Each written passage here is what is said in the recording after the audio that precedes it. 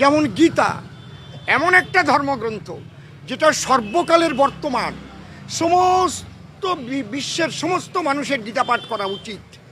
ফ্রান্সের প্রাক্তন প্রধানমন্ত্রী মিস্টার দগল সাহেব তার ক্রিটিক্যাল অ্যানালাইসিস অফ লিটারেচার গ্রন্থে তিনি লিখে গেছেন যে প্রত্যেকটা ধর্মের মানুষের গীতা পাঠ করা উচিত।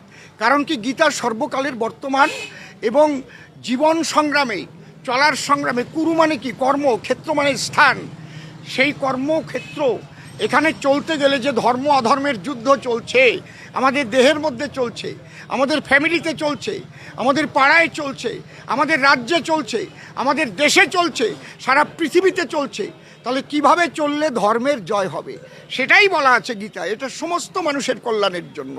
শুধু হে মুসলমানগণ, হে মুসলমানগণ, এ তাহলে মুসলমান ছাড়া আল্লাহর, যদি আল্লাহর সব সৃষ্টি হয় তাহলে হিন্দুরা আল্লাহর সৃষ্টি না, খ্রিস্টানরা আল্লাহর সৃষ্টি না। তুমি বলবে স্রষ্টা হচ্ছে এই অনন্ত বিশ্বের স্রষ্টা আল্লাহ তাল্লাহ, তাহলে আল্লাহ তাল্লাহ আমাকে সৃষ্টি করেনি।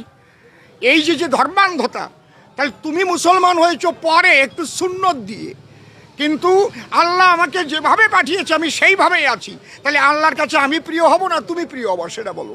তুমি তো আল্লাহর সৃষ্টিকেই তুমি খতনা করে দিয়েছো। আল্লাহ ভালো দুটো চোখ দিল, একটা চোখ কানা করে দিলাম, যা আমার ভাল লাগছে না, একটা চোখ কানা করে, এটা কি ধরনের হয়?